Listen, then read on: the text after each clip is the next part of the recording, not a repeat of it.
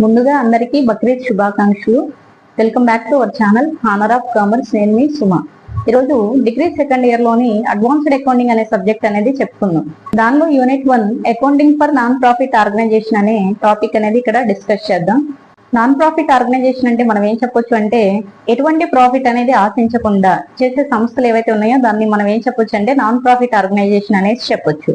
ఈ సంస్థలు ఏం చేస్తాయి అంటే సొసైటీ యొక్క వెల్ఫేర్ కోసం, అంటే సమాజం యొక్క క్షేమం కోసం కూడా వర్క్ చేస్తాయి అనేసి చెప్పొచ్చు.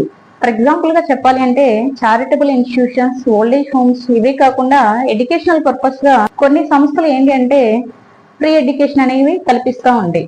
ఇంకొన్ని సంస్థలు బుక్స్ అనేవి డొనేట్ చేయడం, అలాగే ఫ్రీ వాటర్ సప్లై అనేది ఇవ్వడం, ఇలాంటివన్నీ కూడా ఎలాంటి ప్రాఫిట్ అనేది ఆశించకుండా చేసే సంస్థలు అనేది చెప్పొచ్చు. వాటిని మనం ఏమంటున్నాం అంటే నాన్ ప్రాఫిట్ ఆర్గనైజేషన్ అనేసి అంటున్నాం.